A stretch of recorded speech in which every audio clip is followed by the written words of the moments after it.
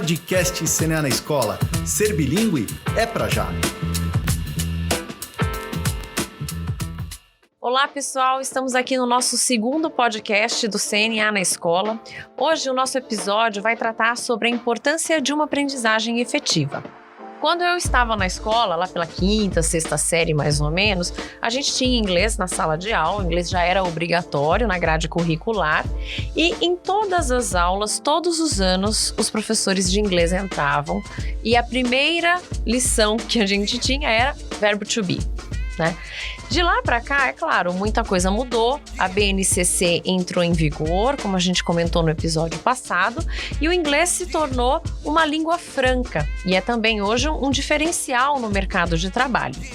Hoje, para debatermos sobre a qualidade da aprendizagem, temos dois convidados, Elcio Souza e André Nickhorn. Eu sou Keila Prado, editora e consultora de comunicação, formada em letras pela USP e convido você para estar com a gente nessa troca de ideias. Digam lá, rapazes, quem são vocês, de onde vocês vêm e para onde vocês vão? Diga lá, Elcio, você. Bom, de onde eu vim? Como você, eu vim de escola pública, eu fiz ensino fundamental e médio em escola pública, particular, aí a faculdade foi em particular. Sim. Depois eu fiz mestrado na Unicamp, em Linguística Aplicada. Sim. E, por último, acho que foi o Delta da Cambridge University, que é um diploma para professores de inglês. Sim. E agora, vamos rumo às viagens interespaciais, né? Bom, eu continuo fazendo as pesquisas que eu sempre fiz, que é sobre formação de professores, Sim. sobre ensino de pronúncia e de fala. E possivelmente pode pintar um doutorado depois ou não, ou doutorado ou aposentadoria, o que vier primeiro. Que legal. E você, André? Bom, eu venho de escolas particulares, eu estudei sempre em escolas particulares, Sim. Fiz faculdade particular também, morei um bom tempo fora, então eu tive uma experiência internacional aí de 10 anos. Sim. E estou no projeto agora no CNA, estou trabalhando aqui com as parcerias educacionais e tenho o sonho de transformar a educação no Brasil aí a partir desse momento de transformação que a gente vive no país hoje, né? Sim.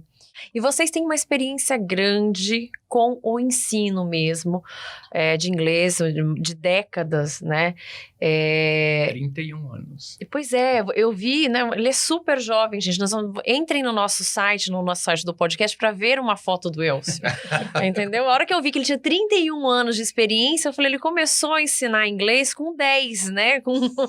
Só que não. Só que não. Na realidade, eu comecei a dar aula de inglês com 17 anos de idade. Sério? Sim, comecei a dar aula num instituto de idiomas com 17 anos, e aí eu continuei durante uns 5 anos, até praticamente estar me formando. Então, já tenho uns 28 anos de experiência em sala de aula, dando aulas de inglês. Eu comecei um pouco mais tarde, estava com 20 já. Com 20, quando você começou a dar aulas de inglês? Sim, 19 para 20. Porque o nosso episódio de hoje, ele fala de uma aprendizagem efetiva. E aí, uma coisa que eu até queria perguntar para vocês dessa experiência. Muitos amigos meus que são professores de inglês ou que deram aulas de inglês por algum tempo, dizem que, dando aula, eles aprenderam muito mais do que como alunos, né? Como foi para vocês essa experiência de começar a dar aula muito jovem, no caso do André com 17 e sua com 20 e poucos? Bom, eu concordo, mas não pode ser absolutamente real, porque depende muito do tipo de profissional que você é. Claro. Se você prepara a sua aula seriamente, se você estuda o que você tem que ensinar, você acaba aprendendo muito mais. Você tem a chance de revisar aquilo que você sabe, descobrir que você aprendeu coisas errado e corrigir. E isso é um processo contínuo e vitalício, não acaba nunca. Até hoje eu continuo aprendendo. Mas, infelizmente, há pessoas que estacionam no tempo.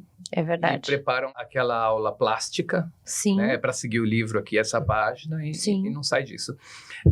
Existe muito preconceito no mercado com relação ao nível de inglês dos professores. Tem uma pesquisa recente falando que, no Brasil, a maioria dos professores de inglês são de nível A2, B1 baixo, da base comum europeia, né, do Código Europeu. Sim.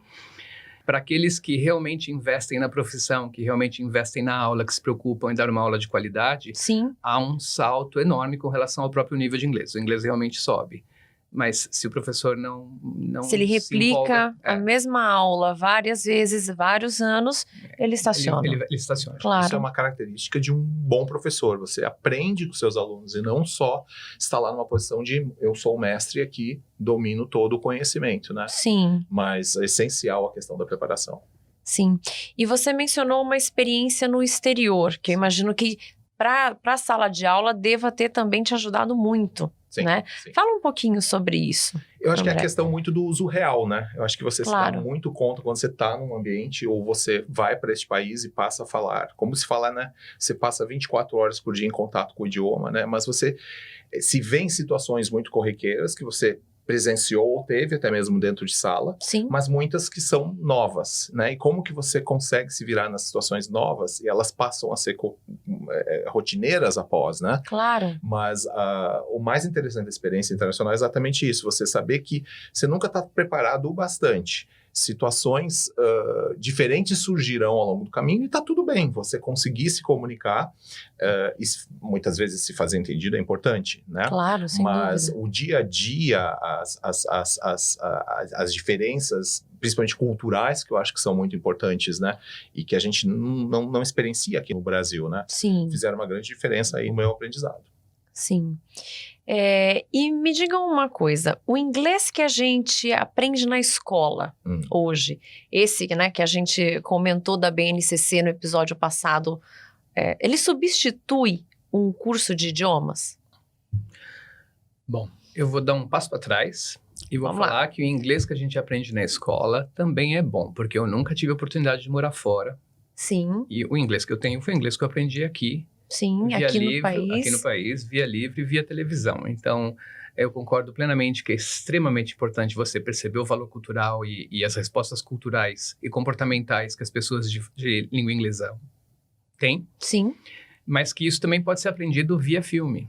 Então, se você souber assistir o filme com uma perspectiva de curiosidade sobre comportamento, você aprende Verdade. muita coisa. Então, você tem muita chance de aprender sobre cultura, sobre inglês do dia a dia, via televisão, via tela, né? Vamos assim dizer. claro. Mas se tiver dinheiro para viajar, por favor, invista. É sempre bom. É verdade, né? Agora, com relação a substituir isso, o inglês da escola de línguas substitui o inglês da escola regular, eu diria que isso não existe. O que existe é complementação, porque aprender língua é contato.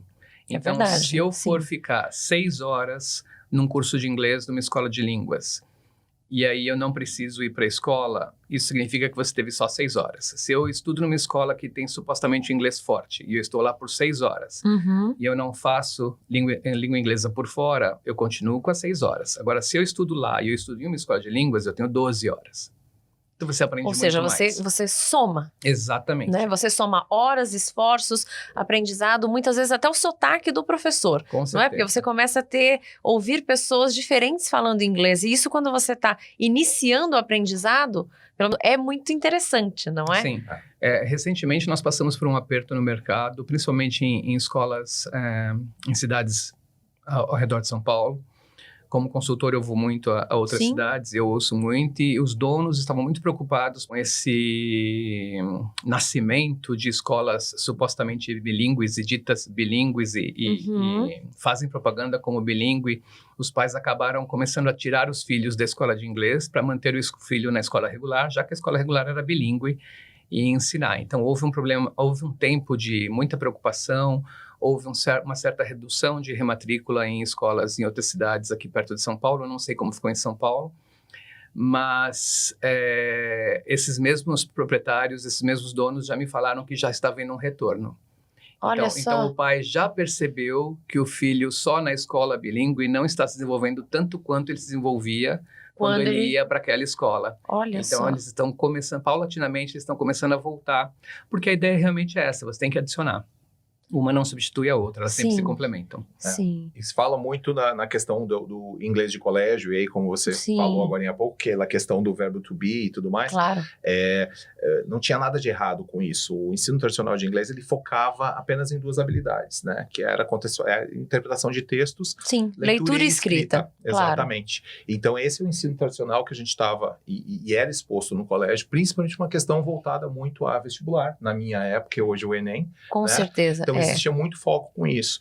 E aí, acabou estacionando um pouco no tempo. E aí, essas novas, não novas, mas metodologias nas quais, como no CNA trabalhamos as 4 habilidades, que agora estão sendo demandadas nesses colégios, por uma questão de mercado, estão vendo que há uma necessidade para o uso dessas 4 habilidades. Sim. E aí, então, começou essa onda dos programas bilíngues e tudo mais. E até, de certa forma, uma certa confusão em relação a sou uma escola bilíngue. E não são programas bilíngues que são implementados nas escolas. Nessas escolas. Mas a grande diferença aí é que, geralmente, nos institutos de idioma, havia e ainda há o trabalho com 4 habilidades, sendo que o foco principalmente é na oralidade, ou seja, compreender e falar em sala de aula, enquanto que nos colégios tradicionais isso não acontecia. Claro. Então essa era, e ainda é, na maior parte das escolas, tanto privadas quanto públicas no Brasil, a realidade, né? As escolas ainda trabalham fortemente essas 2 habilidades e agora estão começando a despertar para o fato de que precisarão, então, introduzir essas 2 outras habilidades. Sim. Vou só fazer uma defesa do nosso ninho. No ninho da escola pública. Escola pública. Sim, claro. Porque nós vamos voltar ao professor. Porque sim, não tem como, né? Não. Da quinta e sexta eu vi To Be, os 2 anos. Na 7ª eu mudei de escola e eu encontrei uma professora extremamente empolgada. E com ela eu vi Simple Present e Simple Past. Na 8ª série eu cheguei a ver Past Continuous. Ela adorava lidar com vocabulário, ela fazia aulas temáticas. E era uma professora de escola pública. Sim. Quando eu fui para o ensino médio, eu também encontrei uma professora extremamente rígida e exigente. E com ela eu cobri todos os tempos verbais da língua inglesa, e muito vocabulário e muita leitura. Não havia prática oral, como o André mencionou, mas o ensino é bem forte. Quando eu resolvi fazer inglês por mim mesmo, eu fiz o teste de nível e eles me pularam os 3 estágios. Aí eu tive que brigar com a escola para falar, não, eu quero voltar para o 0, porque eu não falo, eu só leio. Ah, entendi. Para você ver a real importância e o papel do professor em sala de aula. Claro. Claro isso. Os exemplos que a Elcio está trazendo são exemplos de professoras extremamente dedicadas e apaixonadas por aquilo que elas faziam, né? Pois é. E isso, para a maior parte dos alunos, tem um reflexo positivo, né? Claro. A Cláudia e o Marcelo, no episódio passado, ainda comentavam muito isso. Se existe algo que não tem como discutir, é a importância de um bom professor ou de um professor qualificado, né? Com todas as possibilidades de ser reconhecido pelo seu trabalho, de ter uma formação contínua, como o Elcio comentou também no início da fala dele, né? E aí são experiências. No meu caso particular, eu tive poucos professores de inglês que eram professores de inglês de fato. Porque a gente tem também o fato na escola pública de você ter professores substitutos que entram ali para dar aula no lugar do outro. Então, havia também, estou falando, gente, do fim dos anos 80, começo dos anos 90, também tem, a gente está falando de 30 anos. Hoje eu não posso dizer como está. Igualzinho. Mas, igualzinho. Pode ter certeza. Mas a gente tem talvez esse histórico de educação no Brasil, de ter professores que não foram bem formados, talvez por culpa própria, mas por conta do nosso ensino superior, inclusive, e que entram na sala de aula despreparados. Sim. E aí isso no inglês faz uma diferença brutal, né? Existe o termo é aderência. Existe um termo chamado aderência. Então, eles olham para o seu diploma e tá lá, né, letras português e inglês. Exato. Então, já que você é professor de português e você precisa completar a sua carga horária semanal aqui, complete com essas aulinhas de inglês. Exatamente. E seja lá o que vai acontecer. Eu lembro que eu tinha, na maior parte do ensino primeiro e segundo grau, na minha época, hoje o fundamental, eu tinha os meus professores, minhas professoras eram professoras de português e inglês. Eram Olha as a mesma professora. Esse cenário, né? E era bem diferente, né? A forma com que a mesma professora ministrava aula de português e aula de inglês, né? Olha então, só. assim, o que faltava, na minha opinião, hoje, olhando para trás, é exatamente dar relevância ao ensino de inglês. É como o Elcio falou ali antes, via tela. Quer dizer, na nossa época existia televisão. Ou seja, sim, claro, sem hoje dúvida. Existem muitos outros recursos. Claro. E por isso que eu acho que a gente está avançando bastante, principalmente na questão aliada à BNCC, que é o Cidadão Digital, é tecnologia. Porém, na nossa época, nós já tínhamos tecnologia. Quer dizer, quando a gente fala, não existia, isso antes existia. Então, dar essa relevância de não é só importante você saber as regras de inglês para passar num teste, mas sim para assistir televisão, não só para viajar, mas para assistir televisão, para ler um bom livro em inglês. Não havia muito desse estímulo, né? Nesse sentido, vamos para uma segunda pergunta, porque as escolas de idioma, ao contrário do ensino tradicional, sempre focaram, ou grande parte delas, focaram na oralidade. Na conversação, na interpretação de textos, no listening, né? Então, como que vocês acreditam que essas escolas, que essa experiência das escolas de idioma pode hoje complementar e auxiliar um programa como o do CNA na escola? Sem sombra de dúvidas, acho que aqui vem bem a questão do uso das 4 habilidades. Eu acho que isso realmente é importante. Vamos lembrar, pessoal, quais são as 4 habilidades que a gente fala? Ler, escrever, ouvir e falar. Então, o trabalho com uma metodologia bastante forte nesse aspecto ajuda bastante. Eu acho que é um período de transição no qual as escolas estão buscando isso. Sim. Né? Acho que outro fator muito apropriado é a questão da relevância. Então, é realmente levar para o aluno uma relevância para o fato dele estar aprendendo o inglês. Então, quando a gente fala, principalmente no CNA, a gente traz a questão das faixas etárias. Então, o material didático apropriado àquela faixa etária, com questões e com atividades que estimulem a criança, que motivem a criança, e aí o adolescente, e nesse caso nós estamos falando de colégios, então de crianças e adolescentes, deste público, sem sombra de dúvidas, fundamental, né? Claro. Quando você motiva e traz um material, não só um material didático, mas uma aula na qual a criança e o adolescente, eles veem relevância para aquilo que eles estão aprendendo, ou seja, poxa, eu sei para que eu vou usar isso. Hoje em dia a gente fala muito de gamificação, uso de games, própria música, filmes e tudo mais. As crianças aprendem de uma forma completamente diferente, né?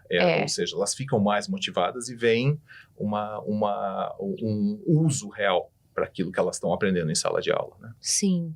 E também tem a questão do tempo. Antigamente era os PCN, agora está no BNCC. As escolas particulares vão além do BNCC, porque elas têm um conteúdo mais fixo, elas sabem o que elas querem ensinar a cada ano. E aí o professor tem que se virar com relação à quantidade de insumo que ele tem que dar para o aluno e tempo de prática.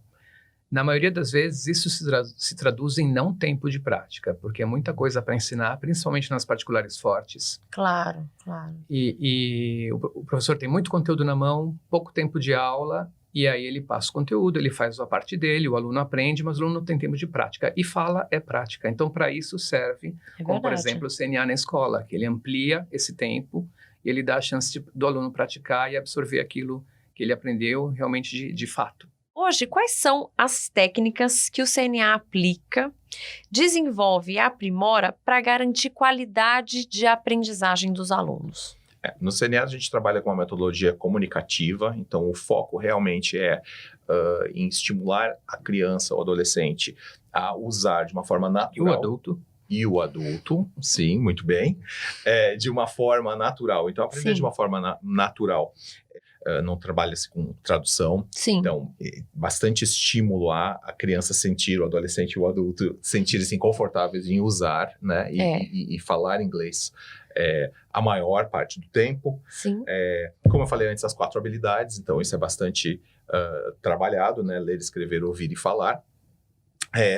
Temos um objetivo do uso real, então existe uma relação muito forte entre o que você aprende em sala de aula, você pode levar automaticamente para sua vida. Então aí a gente tem uma questão e uma reflexão muito forte com o público adulto. Então eles realmente levam, muitas vezes a gente escuta o aluno falar, o que a gente praticou aqui em sala de aula eu usei numa reunião de negócios, na minha viagem e tudo mais. Olha só. Escutamos pais falarem, na viagem, porque o pai tem muito costume de perguntar para o filho, o que você aprendeu na aula hoje, né? É e verdade. O filho fala, pai, eu cantei hoje na aula, ou eu brinquei na aula. E o pai fica, não, mas eu quero saber que conteúdo você aprendeu.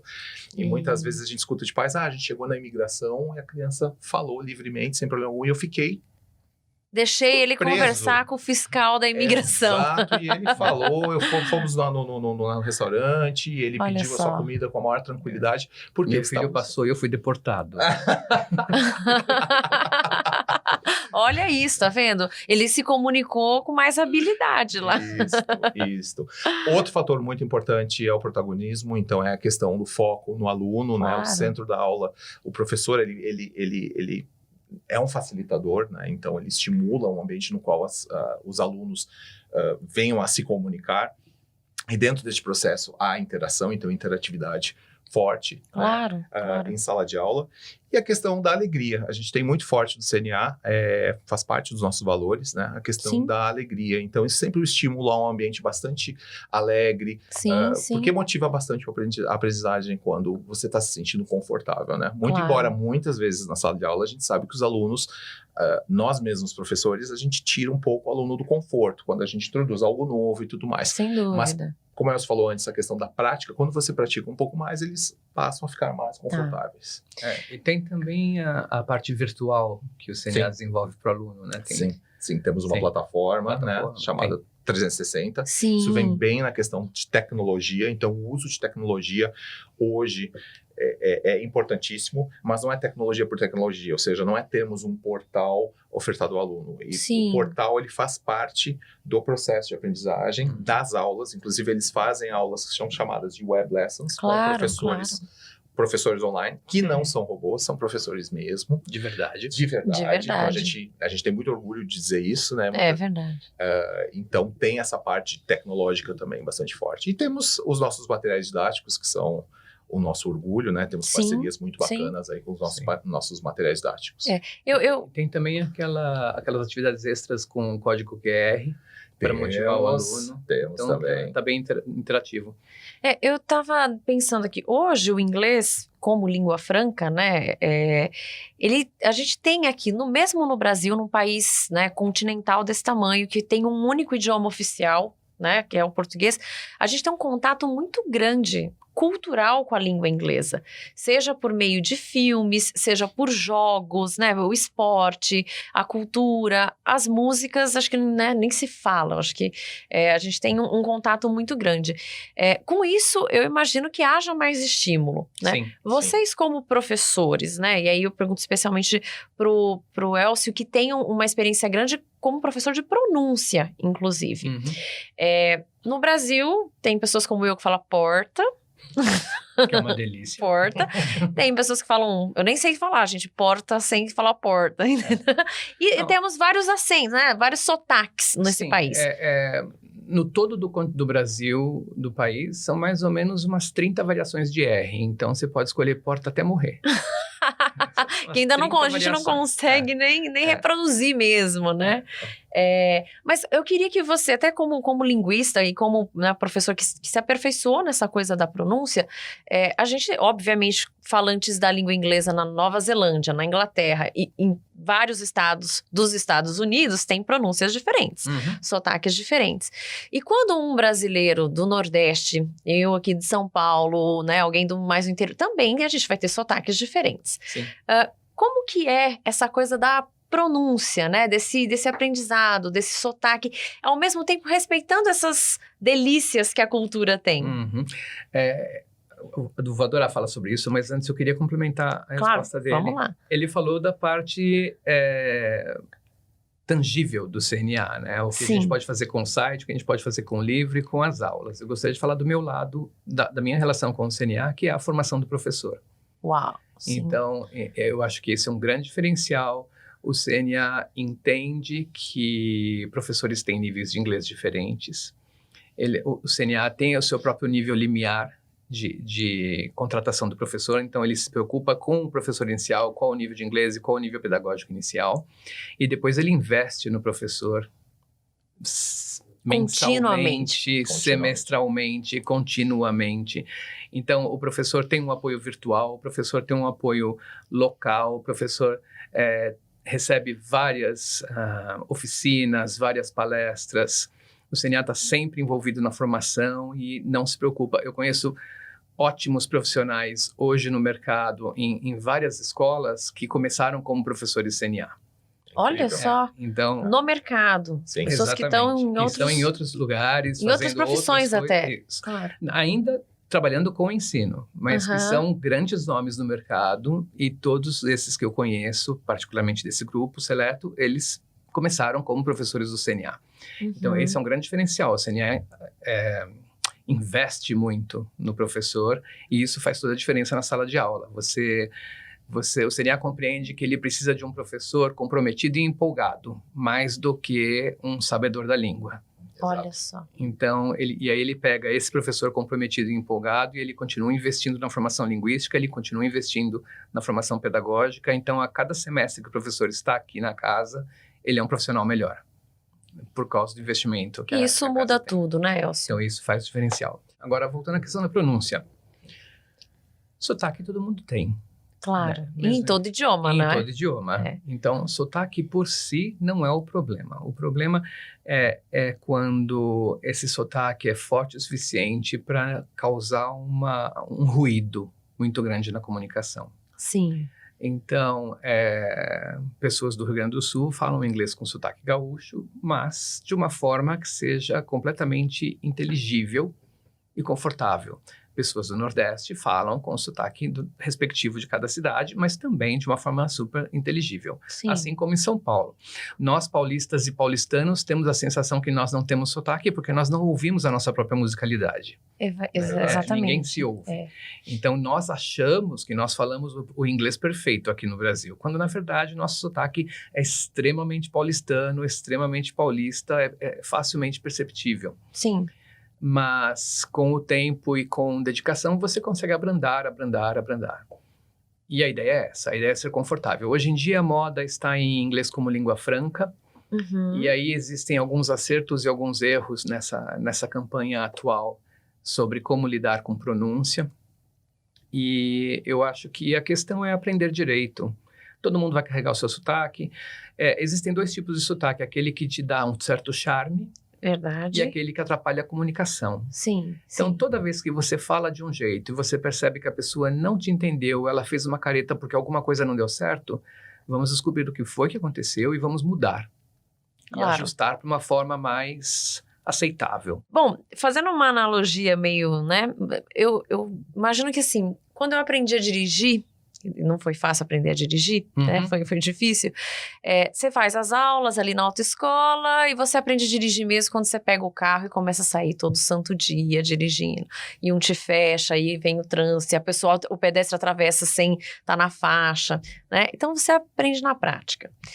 Com o inglês ou com qualquer outro idioma, eu também tenho um pouco dessa sensação. A gente está ali na sala de aula, o professor está falando, tem perguntas e respostas, mas tem um programa que você está seguindo e você descobre se você está se comunicando mesmo quando a coisa é na vida real, é de verdade.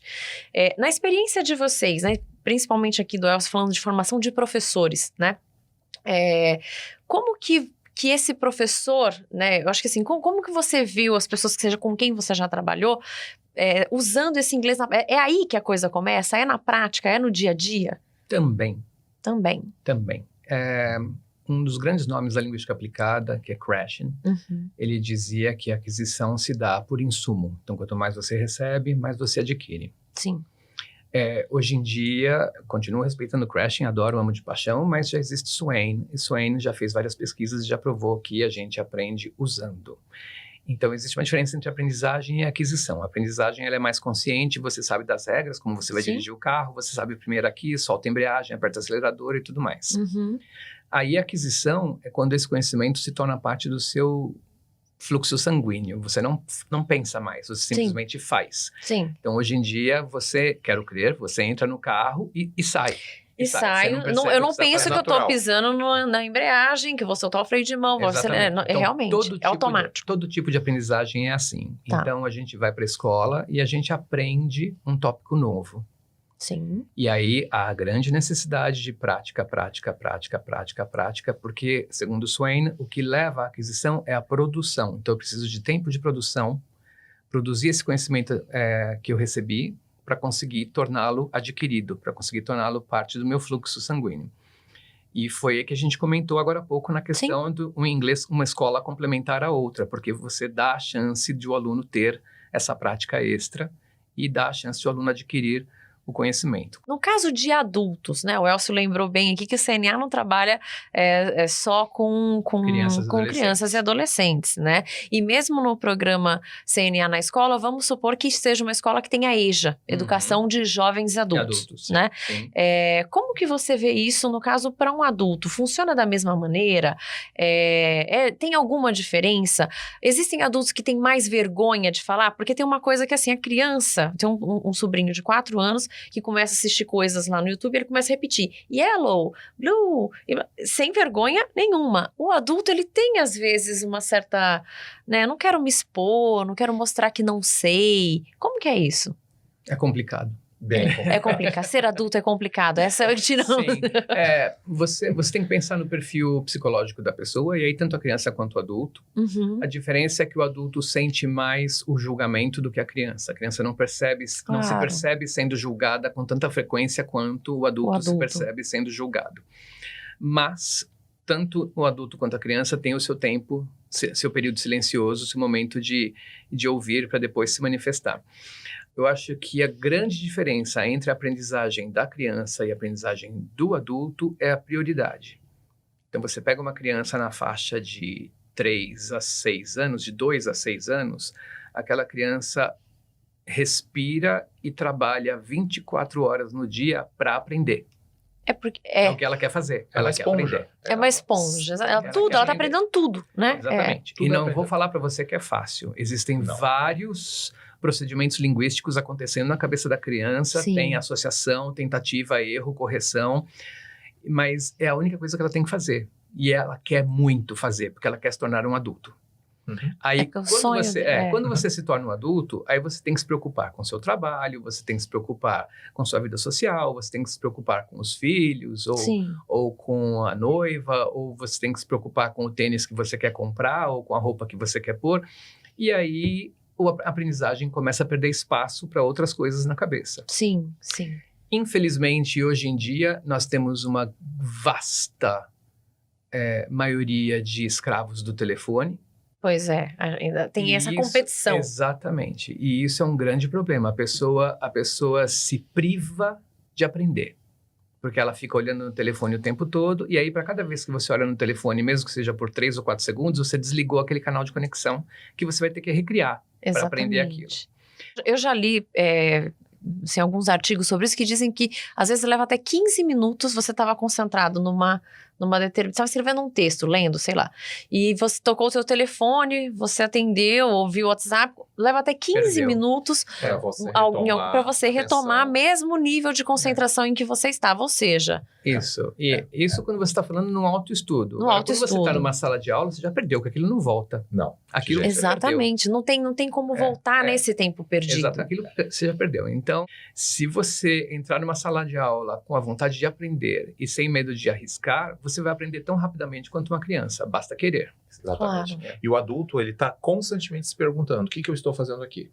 Por que eu estou aqui? Sim. Então, em termos de conteúdo, quando você está em sala de aula, com as crianças, você tem que muitas vezes botar travas, né? Porque elas saem produzindo e falando e expressando e tudo mais.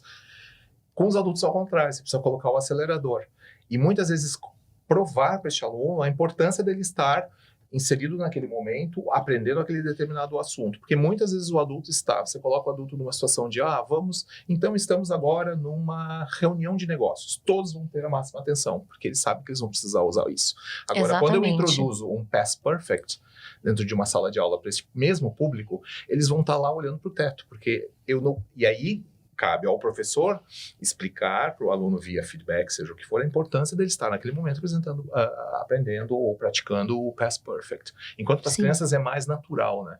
Então, essa é uma das diferenças também. O adulto constantemente, muito porque está pensando na conta para pagar, no boleto, na família, no trabalho e tudo mais, ele constantemente se pergunta, né? O que eu estou fazendo aqui? Por que eu estou aqui agora e não estou na minha casa, não estou na academia e tudo mais, né? Sim. É uma boa pergunta. Né?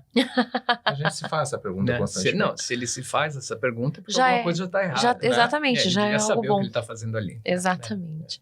Agora, Para vocês como professores, existe a possibilidade de um professor ter certeza ou, né, alguma certeza de que o aluno realmente aprendeu, teve uma aprendizagem efetiva do inglês? Aula a aula. Uhum. Ou seja, é um processo. Aula, você tem como verificar aula a aula. Se você, a cada processo da aula, a cada passo da aula, você Sim. tem como jogar perguntas específicas, discussões específicas, que você vai perceber o quanto o aluno vai usar, quanto ele usa aquilo que O você quanto acabou isso de também está aprender. automático, Isso, o quanto está... aquilo que você acabou de ensinar ou não. Né? Então, dá para perceber, a cada aula eu tenho como saber o quanto meu aluno aprendeu. Quando eu saio da aula, eu já sei o que eu tenho que revisar e o que eu tenho que sossegar e ir para frente. Agora, numa realidade de escolas com grandes turmas, e aí por grande turma eu vou colocar aqui algo a partir ou por volta de 40 alunos, eu imagino que seja mais difícil ter essa atenção aluno a aluno numa carga horária de o quê? 50 minutos hora aula que a gente tem. Como que o professor consegue fazer isso, né? Quais são os tipos de avaliação, talvez, que vocês tenham hoje, que não seja só essa observação? Porque no programa passado a Cláudia até comentou, todo professor e todo diretor de escola sabe quem são aqueles alunos mais terríveis, aqueles que, né, que chamam mais atenção, mas às vezes aquele que tá quietinho, né, ali no cantinho dele, né, ele passa despercebido muitas vezes numa escola muito grande, né? Então como que a gente, sei lá, tenta medir isso? Bom, oralidade isso dá para ser medido via atividades orais. Claro. Então, se nessa sala o professor não pratica oralidade, ele não tem como medir, sim. Mas eu não estou falando que com essa quantidade de alunos não dá para praticar atividades orais. Ou seja, é possível. Sim, é um desafio, mas é possível. Conheço vários professores, posso falar nome aqui? Tem um colégio na Zona Norte chamado Colégio Brasília, Zona Norte, Zona Leste, agora não estou me localizando direito. E eu tenho uma amiga que trabalha lá, a Renata, e ela trabalha com turmas grandes, ela faz oralidade toda a aula, ela já filmou, eu acho que dá até para achar no YouTube, os alunos praticando, e ela faz troca de pares, eles não falam sempre com o mesmo colega, eles falam com vários colegas. Isso é muito legal. Toda uma dinâmica de rotatividade dos alunos dentro da aula dela, e ela pratica oralidade toda a santa aula lá no colégio. E é um colégio regular, particular. Olha só. Então, basta querer, tanto o professor quanto os alunos. Quando a gente fala do framework, né, a questão da aula ela está bem dividida em momentos, né, em momentos no qual o professor controla um pouco mais, o momento que ele coloca os alunos para praticarem junto com ele, momentos que os alunos vão praticar sozinho entre eles. Então, existem vários momentos da aula que a gente pode, com diferentes atividades, nos colocar, né, numa posição de observar mais e deixar os alunos criarem e produzirem mais sozinhos, né, nesse caso. Sim. Agora, pensando um pouco, né, nessa aprendizagem que a gente coloca aqui no título do nosso episódio, né, more than to be, ou seja, alguma coisa que vá ao total, né, a totalidade da língua inglesa,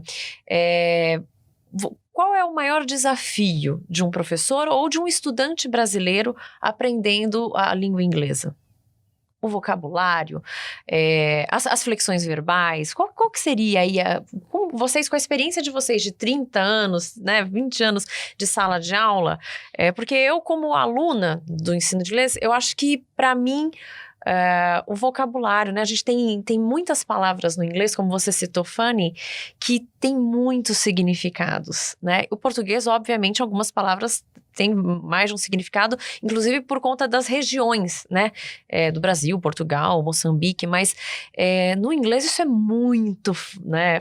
Para mim, isso sempre foi um desafio, no sentido de você usar a palavra apropriada na hora apropriada. Né? Para mim, eu disse minha experiência, agora vocês são professores. Né? Bom, o maior desafio do aluno na aprendizagem de uma língua estrangeira, no nosso caso da língua inglesa, é paciência e nível de dedicação. Porque hoje em dia a gente vive na era do imediato, as pessoas não querem mais aprender, elas querem ser aprendidas. Então, eu não quero comprar o livro do CNA, eu quero comprar a pílula do CNA, que eu vou engolir e o inglês está ali. Vai sair automaticamente falando. Exatamente. Então, infelizmente, o nosso mundo virtual criou essa sensação de que as coisas devem ser imediatas. E as coisas não são imediatas. Aprender uma língua leva tempo. Sim. Ninguém vai conseguir mudar isso. Não adianta. Sim. E se você comprar algum curso ou algum curso físico ou curso virtual na internet de alguém que prometeu ensinar você inglês em 2 meses, muito parabéns. Você acabou de perder o seu dinheiro. Porque isso não existe. Isso não existe. Exatamente. Isso leva tempo. Então, você tem que ter paciência e dedicação. Não pode perder o nível de motivação nunca. Se perder, tem que encontrar um outro tipo e tem que se dedicar muito, tem que estudar, tem que fazer lição de casa, é o óbvio. E não pode ter medo de repetição, porque, como nós falamos aqui, é a produção que leva à aquisição. Então, quanto mais você repete um padrão, quanto mais você repete uma aula, o que você aprendeu, quanto mais você pratica, mais você aprende. Sim. Então, a sua velocidade de aprendizado está diretamente conectada à sua dedicação e não à quantidade de horas que o curso te oferece. Exato. Você tem que se dedicar. E a gente sempre fala, né? O segredo está no contato. É estudar. É fazer a lição de casa. É o que a gente chama de growing pain, né? Que a gente, como professor, constantemente, né, precisa reforçar para os alunos a importância de fazer a lição de casa. A importância de assistir a sua série favorita do Netflix sem a legenda, né? De escutar a sua música favorita do seu cantor favorito, cantar junto, né? Sim. Então, sempre existe esse compromisso e essa dedicação, e aí eu concordo com o Elcio e eu falo, esse também é o papel do professor, que é a questão da dedicação e da paciência, porque muitas vezes, né, é algo que a gente faz aula após aula após aula, a gente sempre fala, fez a lição de casa? Não, por quê? Não, porque eu não tive tempo. Aí você fala, então, mas tem que ter e tudo mais. Principalmente com o público adulto, quando a gente fala, né? Quando a gente com certeza pergunta, né? E de sempre estimular, sempre trazer essa questão do... não só, sim, estudar é importante, mas existem outras formas de você exercitar, de você praticar o idioma, que podem ser, e são prazerosas, mas que você tem que fazer. Não adianta fechar o livro na terça e abrir ele na quinta de novo, e depois na terça abrir o livro de novo. Não vai dar certo. O resultado vai ficar comprometido. Né? Sim. E aí, gente, para fechar aqui a nossa conversa, né? Qual é a importância de uma aprendizagem efetiva em inglês na vida desse aluno depois? Uau! Eu vou começar pelo lado financeiro. Money. Isso. A importância foi que cada centavo que você investiu valeu a pena. Então, se eu investir um certo montante num curso de inglês e eu não aprendi nada, eu joguei aquele dinheiro fora. Então, onde é que está o meu ponto como investidor buscando o retorno do meu investimento? Eu sou muito chato como aluno, como professor também. Eu acho que eu sou uma pessoa chata, mas enfim, eu sou extremamente chato como aluno, porque se eu não tirar no mínimo 95, 96 nas provas que eu fizer, eu acho que eu estou jogando meu dinheiro fora. E a culpa não é da instituição, a culpa é minha. Por que eu não tirei aquela nota? Exato. Então, porque é você se dedicando àquilo que você se propôs. Eu quero retorno para o meu investimento, eu quero lucro. Você se comprometer, a questão do comprometimento também, né? Então, eu me comprometo aos próximos X anos a fazer esse curso com propriedade, irei terminar. Né? Então, existe um problema aqui no Brasil, é que muitas pessoas se comprometem, começam um curso, é uma questão cultural do brasileiro, né? A motivação no início é altíssima, não, eu vou fazer com propriedade, eu vou terminar isso, e aí eu vou ascender na minha carreira, e eu vou conseguir viajar, eu vou conseguir tudo. Mas você faz a mesma pergunta 2 semanas depois, ele já mudou de ideia, ele já tá ficando difícil, vim aqui 2 vezes por semana, nossa, estudar, trânsito, depois cansado. De um mês, isso mudou totalmente, né? Então, a questão do comprometimento é muito importante. Aí chega na secretaria e fala que quer trancar o curso, porque já está fazendo o curso há 3 meses e ainda não fala como nativo. Como é que pode isso? Aí vem o imediatismo que você estava falando. Vem o imediatismo, exatamente. Mas infelizmente é assim. Então, esse foi o primeiro lado do que uma aprendizagem efetiva traduz, a importância. A segunda importância de uma aprendizagem efetiva é você perder o medo de falar. Exato. Então, você aprende com segurança, você aprende com postura, com conteúdo, e você não tem medo de usar aquilo, seja num ambiente de trabalho, seja num país de língua inglesa, ou em um outro país e usar o inglês como língua franca. Então, a aprendizagem efetiva, ela gera muita confiança. Por isso que é importante aprender para valer e não fazer de conta que aprendeu. Sim. Você conseguir levar para sua vida aquilo que você aprendeu, né? Você conseguir usar nas situações cotidianas do teu dia a dia aquilo de uma forma natural, né? Sim. Eu acho que Sim, é sim. isso. Bom, então eu termino aqui o nosso podcast de hoje agradecendo muito ao André e ao Elcio. Fiquem conosco, né? Porque a gente tem muita coisa boa para falar ainda nessa temporada. Muito obrigada. Você ouviu mais um podcast CNA na Escola, o ensino de inglês com voz própria.